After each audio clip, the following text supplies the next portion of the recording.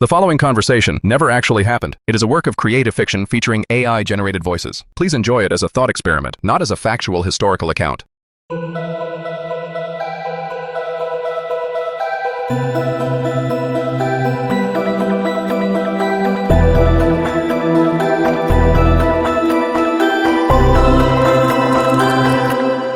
This is the Time Capsule Lounge.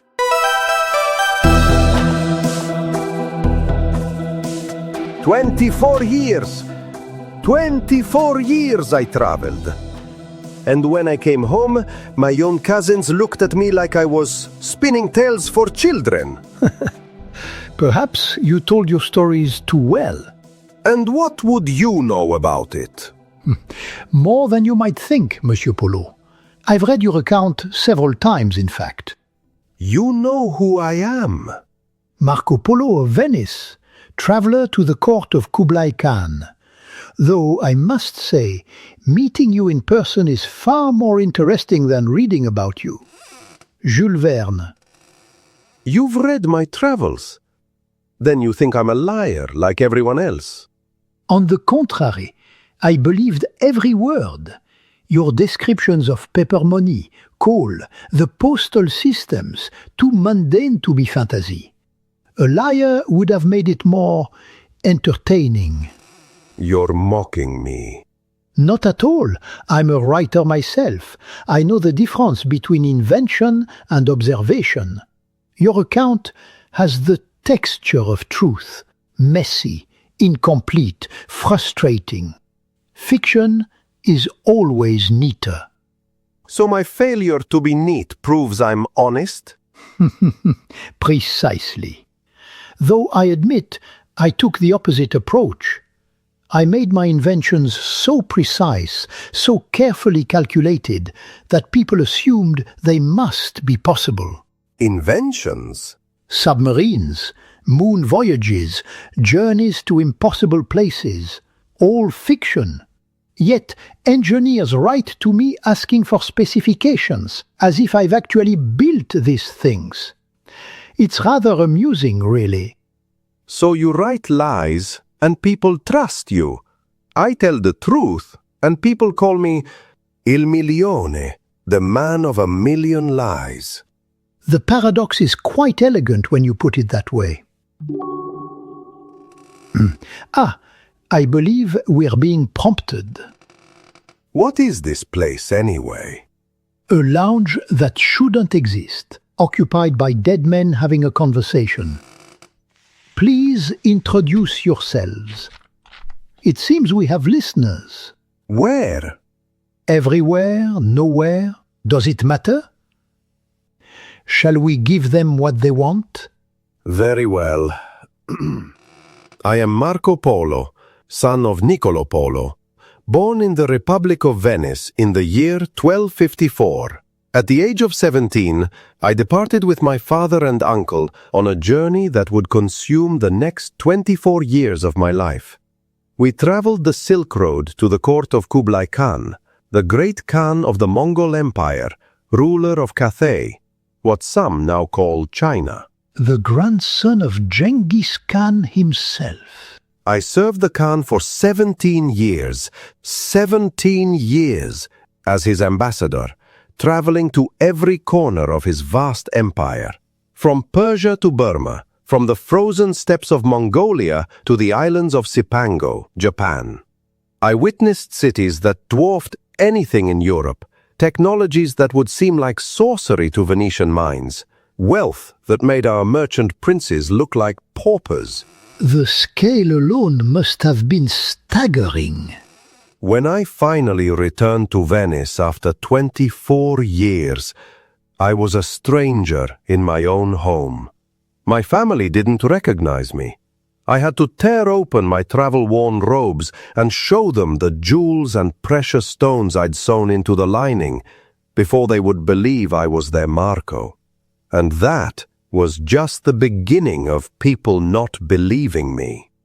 And your book? Ah, yes. The Travels of Marco Polo, dictated to Rustichello de Pisa while we were both prisoners of war in Genoa. Do you know what Rustichello was famous for before he met me? Romance novels, Arthurian fantasies, stories of knights and magic. So naturally, everyone assumed my truths were his embellishments, as if I had no control over my own story. The choice of co-author worked against you. I had no choice. We were in prison. He was the only one there who could write in French, the language courts understood. But yes, it destroyed my credibility. A fantasy writer recording a traveler's account, people assumed it was all his invention. And on your deathbed? Even then, my friends gathered around and begged me to confess I'd exaggerated. They said it would ease my passage to heaven. They wanted me to admit it had all been inflated. I told them, I have not told half of what I saw. What a magnificent final statement. The defiance in it, the tragedy. A man who traveled the world only to find his own world too small to contain what he'd witnessed. You seem to actually understand. Now, my turn. I am Jules Gabriel Verne, born in Nantes, France in 1828, more than 5 centuries after your death, Monsieur Polo. Son of a lawyer who desperately wanted me to follow a respectable profession. I tried. I truly did. Studied law in Paris, then spent years working as a stockbroker on the Paris Bourse, calculating investments and writing adventure stories during my lunch breaks. So you abandoned law for writing? Eventually, though abandoned makes it sound more dramatic than it was. I started publishing novels, 5 Weeks in a Balloon, Journey to the Center of the Earth, 20,000 Leagues Under the Sea, From the Earth to the Moon. Stories of impossible journeys to places no human had ever been. And these were inventions, pure imagination. Completely, though based on scientific principles and careful research. I sent my characters under the ocean in submarines powered by electricity, inside volcanoes to the Earth's core, to the moon in a giant cannon. A cannon to the moon? Yes, and the most extraordinary thing happened. People believed not just that it was entertaining, but that it was possible. Engineers wrote to me with improved calculations. Scientists praised my lunar trajectory mathematics. My pure fiction inspired real exploration, real invention. You know, the French Navy built submarines and actually named one Nautilus after my imaginary vessel. So you invented impossible journeys from your desk and were celebrated as a visionary. While I traveled for 24 years, risked my life 100 times, nearly died of disease and exhaustion, and was dismissed as a liar. Yes, one man's truth was dismissed as fiction. The other man's fiction was embraced as visionary truth. Quite the paradox we embody, isn't it? That's one way to put it. But how? How is it even possible? How can carefully constructed lies be more believable than witnessed truth? Perhaps because my lies, as you call them, were designed to seem plausible within the framework people already understood. You see, I spent months researching, reading scientific journals, consulting with engineers, calculating velocities and air pressures and trajectory arcs. My impossible journeys obeyed real physical laws, even if the technology didn't exist yet.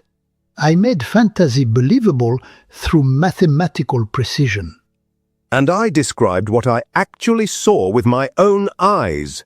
The Grand Canal in Canbalique with its countless bridges, the postal relay system with fresh horses every 25 miles that could move messages across the empire faster than anything in Europe.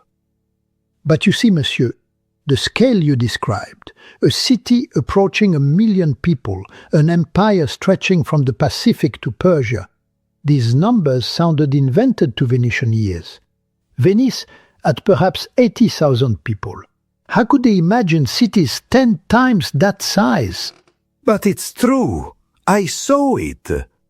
Well, I couldn't count every person myself, obviously. But the Khan's census records, the ministers I spoke with, they all confirmed. Did you see these census records yourself? I was told by trusted officials, men who managed the Khan's administration, who had no reason to lie to me about their own empire's capabilities. At least, I believed they had no reason. And there lies the problem. You told the truth as you understood it, filtered through translation, through intermediaries, through the impossibility of personally verifying everything in an empire that vast. While I invented details that anyone could verify were theoretically plausible, you described realities no one could prove. I described fantasies everyone could calculate. Madonna, where did this come from? Our mysterious host provides commentary. A traveller's satchel. How fitting. This looks exactly like the one I carried across the Silk Road. Worn leather, stained from years of desert dust and mountain rain. You can still smell it. The dust, the sweat, the history. What's inside? A compass. Essential for navigation across the steppes where there are no landmarks for days. And this is a piece of Mongol felt. The thick wool they used for everything. Clothing, tents, saddles. It's remarkably thick and coarse, dense. Yes, and it harbored some unwelcome passengers. The Mongols wore these thick felt coats and pants in multiple layers, practical for the extreme cold of the steppes. But between those layers, in the warmth against their bodies, they carried an entire ecosystem.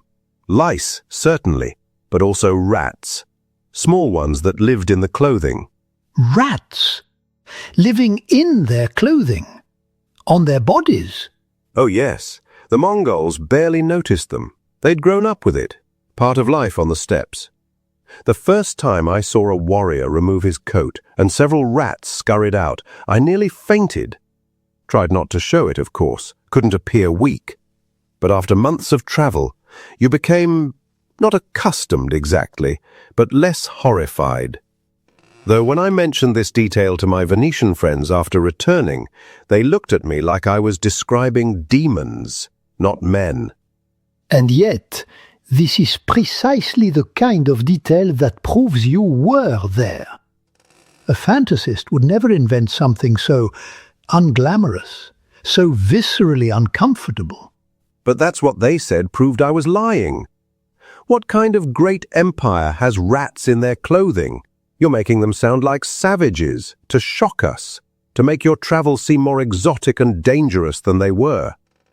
They wanted noble warriors, heroic conquerors on magnificent horses. I gave them the truth, brilliant strategists and administrators who happened to live with vermin in their felt coats. The reality was too crude for their romantic imaginations. The truth was too strange for them, too far from their idealized notions of great empires and noble warriors. This bag carried me across the world and back. Held my few possessions, my notes, my survival, and no one believed where it had been. They couldn't conceive of the world you'd witnessed. It was safer to call you a liar than to admit their understanding of the world was too small. So the liar who admits his lies is trusted and celebrated. The truth-teller who sounds like a liar is doubted and mocked. That's the paradox at the heart of our lives. When you describe something Rustichello couldn't picture, say a city with hundreds of thousands of people, or paper currency backed by imperial authority, did he perhaps enhance the description? Add dramatic language to make it more vivid for courtly readers? I don't know. I spoke in Venetian dialect. He wrote in Franco-Italian. The vocabulary, the style, the way of describing things, all of it passed through his mind, his choices. Sometimes when I read passages now, I think, did I say it exactly that way? Did I describe it with those particular words? So even your truth passed through a fiction writer's imagination before reaching the page. The line between what you saw and what was written blurred in the very act of recording it. But the core truth remains. I was there. I saw Kublai Khan with my own eyes, walked the streets of Kanbalik, witnessed the postal relay system in operation. Whether Rustichello added flourishes or changed phrases, the essence is true. The substance is real. And yet, how can anyone know where your truth ends and his fiction begins? At least with my work, everyone knew from the first page it was pure invention. There was never any confusion about that. There's a certain honesty in declaring your lies up front. There's safety in that. You were never called a liar because you admitted you were lying from the beginning. You were celebrated for your imagination. I claimed truth and was punished for it, mocked, doubted, dismissed as a fool or a fraud. Yes. And neither of us had any choice in which role we were assigned. So, what should I have done differently? Called my account a romance like Rustichello's other works? Labeled it fiction from the start? Would it have survived if you had?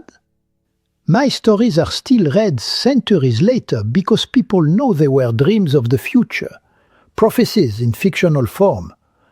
Your travels are still read because people wonder if they might have been true. The uncertainty itself gives your account power. The unanswered question is what keeps people reading, arguing, investigating. Wonderful. My life's greatest achievement survives as a question mark. Did he or didn't he actually go to China? Centuries of debate about whether I'm a liar or a traveler. Better an eternal question than forgotten entirely, no? Tell me about these places that seemed so impossible to your countrymen. What was the single most unbelievable truth you told? Kanbalik itself, the Khan's capital, which they now call Beijing, I understand. I described a city with hundreds of thousands of people within the walls, perhaps approaching 1 million when you counted the surrounding districts and suburbs. Approaching 1 million inhabitants. Venice at that time had perhaps 80,000 souls? Exactly. So when I told them about a city many times that size, with wide paved streets laid out in a perfect grid, with postal relay stations throughout the empire, with paper currency that everyone accepted as readily as gold, they looked at me as if I'd claimed the moon was inhabited. Paper money! Oh, that must have seemed like absolute madness to Venetian merchants. This man claims the Chinese accept decorated paper as payment for goods. Paper! What's next? Paying with leaves? But they did accept it. The Great Khan's seal stamped on the paper made it valuable. It was backed by his absolute authority and the threat of death for anyone who refused it. It was brilliant, actually. Lighter to transport than gold or silver, harder to steal in large quantities.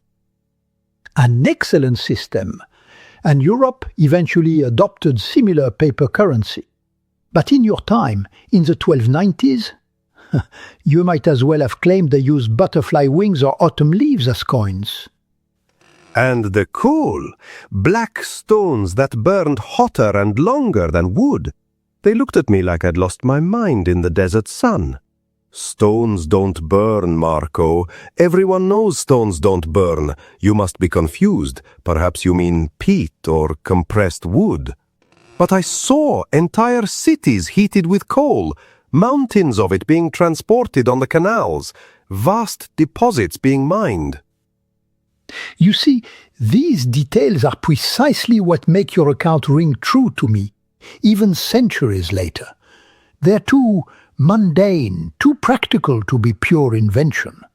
A fantasist creating a fictional Asian empire would have described cities of solid gold, rivers flowing with wine, trees that bore gemstones instead of fruit.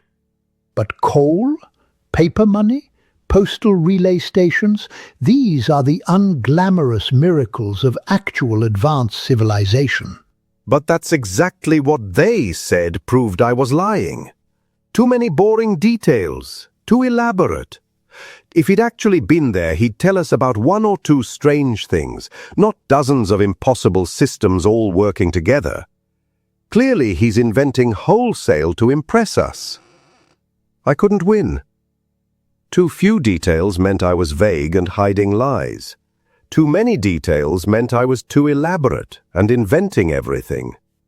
Details work against you when people have already decided not to believe. Too few details and you seem vague, clearly lying. Too many and you seem too elaborate, clearly lying. There's a narrow band of believability, and truth often falls outside it.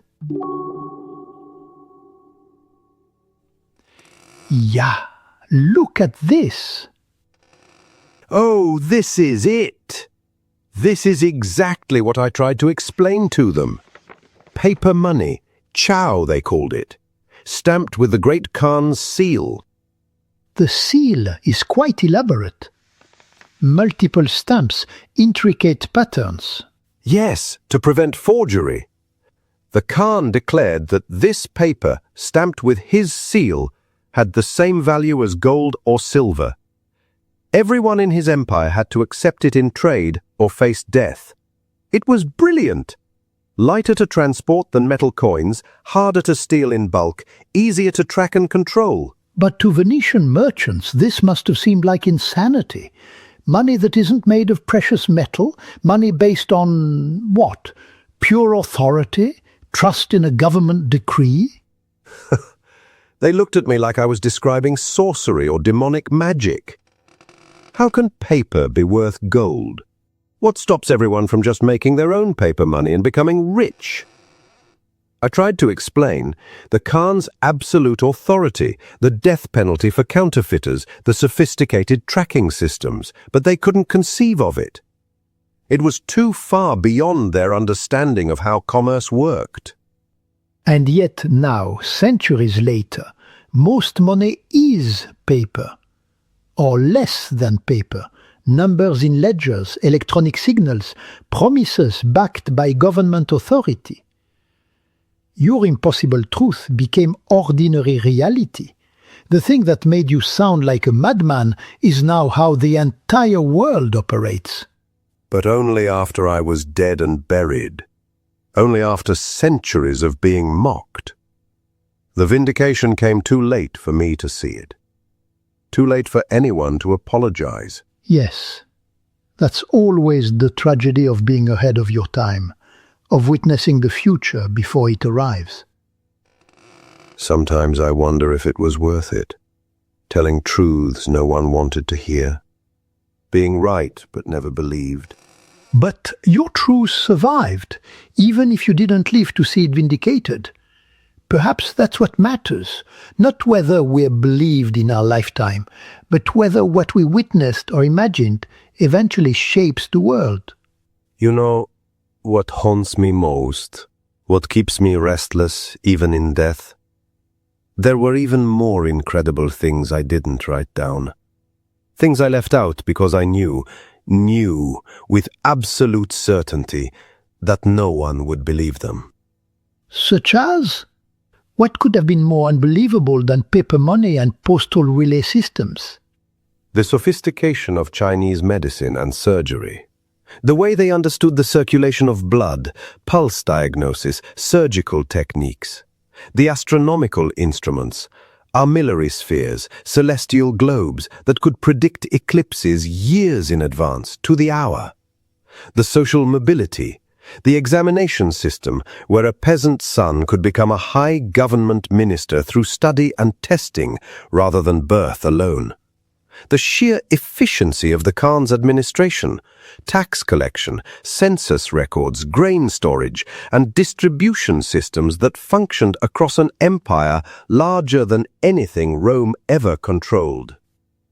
Good God, you're describing a civilization that sounds more advanced than Europe of your time. In some ways, more advanced than Europe of my time. Exactly. And that's why I couldn't tell that story. Because Europeans couldn't accept that somewhere else in the world, people who looked different, spoke different languages, worshipped different gods, had built something more sophisticated than Christendom. It was easier for them to believe I was a liar than to accept they might be backward. So you censored yourself, not because you were lying or exaggerating, but because the full truth was too threatening to your audience's sense of cultural superiority. Yes. I gave them the exotic spices and silks they wanted to hear about. The strange customs that seemed barbaric or amusing. The wealth of the Khan, because that fit their image of an oriental despot. But the systems, the institutions, the actual achievements that made the empire function, I downplayed those, made them seem less impressive than they were, because otherwise no one would have believed a word. And yet you're still remembered as a liar. Even your strategic self-censorship wasn't enough. Ironic, isn't it? I edited my own truth to make it more believable, and people still didn't believe me. Maybe I should have just told everything. If I was going to be called a liar anyway, I might as well have been hung for the whole truth, instead of half of it. Or perhaps the full truth would have been dismissed so completely that nothing would have survived. At least this way, some of your account persisted. Scholars still debated. Travelers tried to retrace your route. You planted seeds of knowledge, even if you couldn't see them grow. What is this supposed to be? This drawing? I cannot quite tell. Is it a real animal drawn by someone who never saw it clearly, working only from a traveler's second-hand description? Or is it an imaginary creature drawn by someone with too much creative imagination and too little zoological knowledge? It could be either, or somehow both simultaneously. This is exactly what happened with my descriptions. Look at it. You can almost see it's trying to be a rhinoceros, but the proportions are wrong, the details distorted. This is what people did with my words. They took my accurate descriptions of unfamiliar animals and turned them into something unrecognizable. The telephone game of cross-cultural description. Each retelling, each translation, each artistic interpretation adds another layer of distortion. That's exactly the problem I faced with every description. People looked at my words the same way we are looking at this ambiguous image. Is this real or invented? Did he actually see this bizarre creature, or did he dream it up to entertain us? How can we possibly know for certain? And because they couldn't know with absolute certainty, they assumed the worst, that I was lying or delusional. But here's the deeper question, monsieur. Does it ultimately matter whether this drawing depicts something real or imaginary? If it inspires a naturalist to search for the actual animal in distant lands, or inspires an artist to imagine new creatures in fantastic stories, hasn't it served a valuable purpose either way? If art or description moves people to exploration or imagination, Isn't that worthwhile? Yes, it matters. Truth matters. Facts matter. Historical accuracy matters. I'm not a storyteller like you, weaving entertaining fables for bored aristocrats. I'm a witness to history, to civilizations, to realities that existed whether people believed me or not. But witness to what, exactly?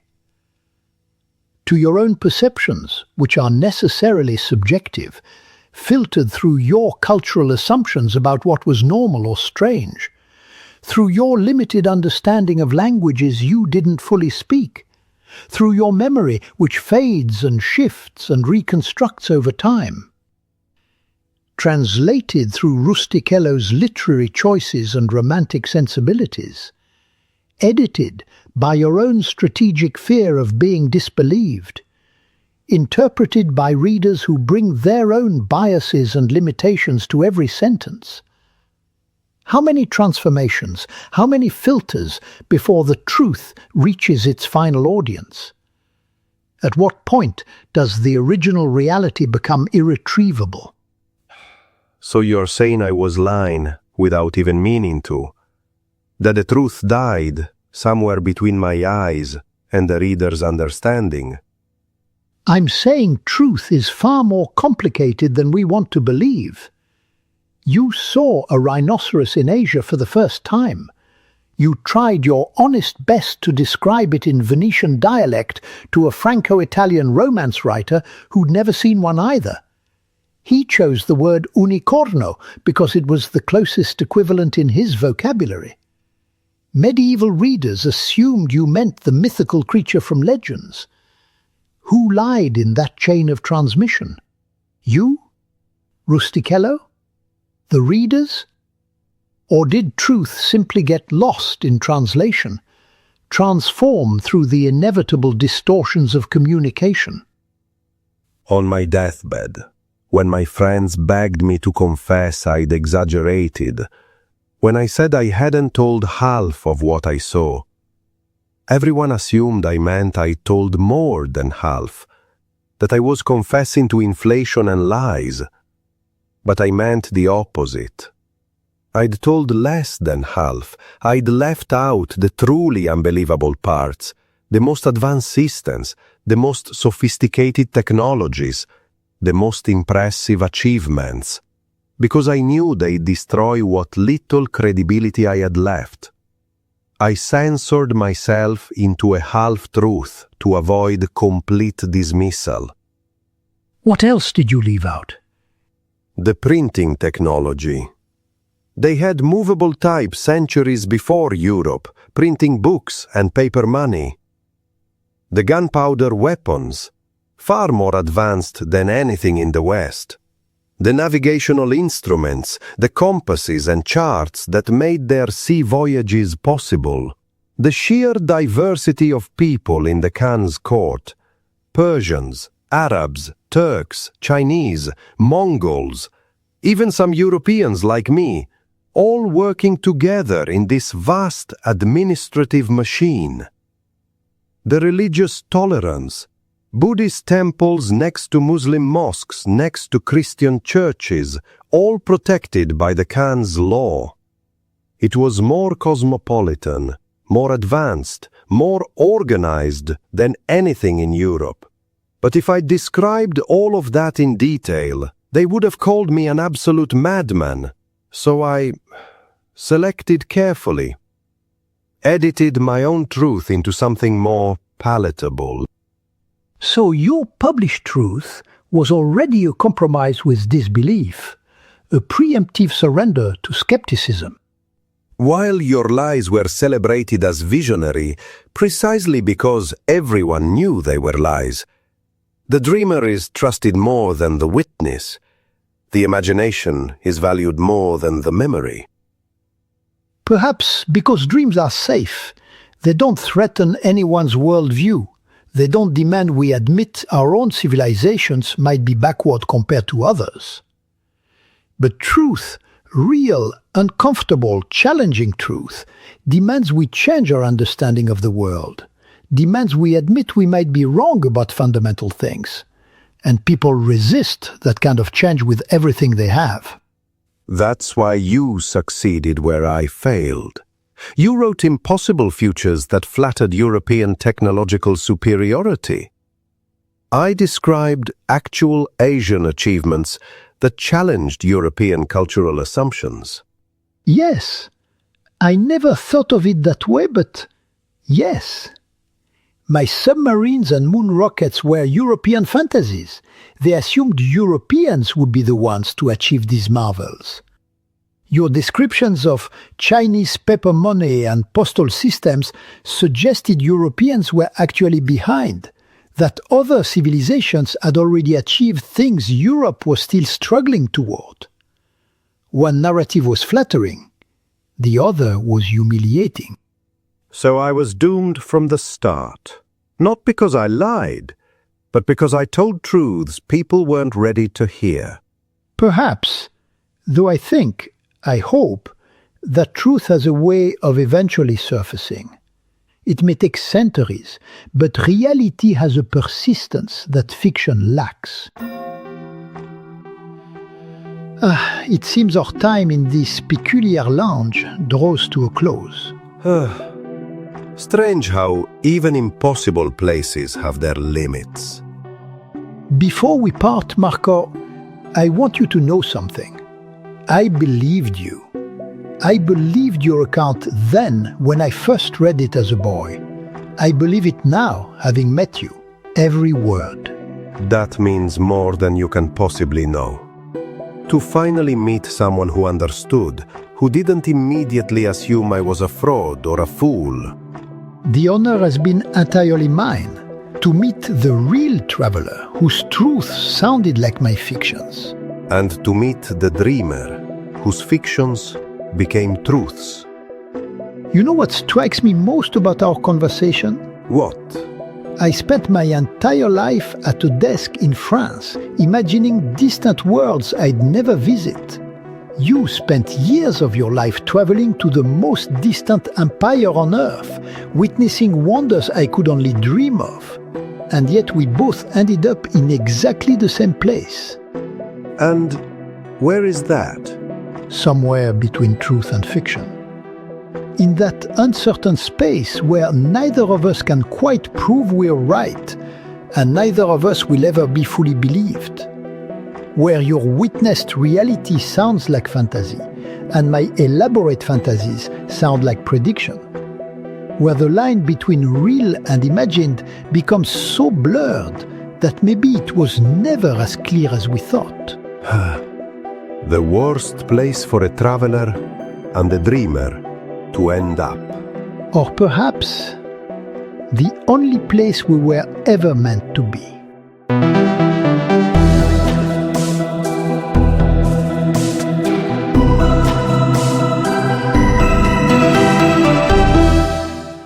Thank you for listening to the Time Capsule Lounge. Back our passion project at patreon.com/timecapsulelounge and help us keep summoning the extraordinary for unexpected timeless talks.